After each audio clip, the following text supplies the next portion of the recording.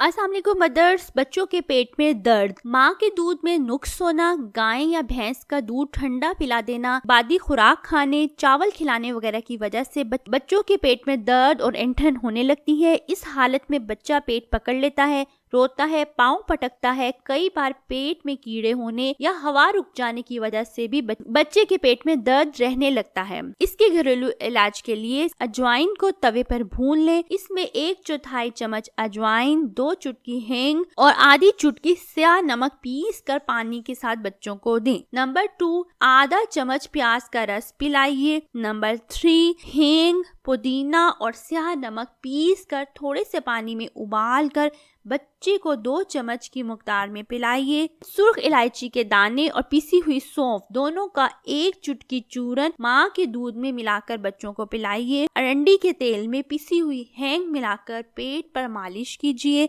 अरके गुलाब, अरके सौंफ और अरके पुदीना की 4-4 बूंद पानी में मिलाकर बच्चों को पिलाइए। ये सब चीजें पंसार की दुकान से आसानी से मिल सकती हैं। इसके साथ साथ बच्चों के हाथ और माँ के हाथ बार बार धुलाइए और बच्चे की खाने में एहतियात कीजिए। माँ और बच्चे से रिलेटेड कोई भी मसले के हल के लिए मदर डायरी चैनल को सब्सक्राइब कर लीजिए। वीडियो को लाइक करें। अपना बहुत ख्याल रखिएगा। हमें अपनी दुआओं में याद रखिएगा। अल्लाह हाफिज।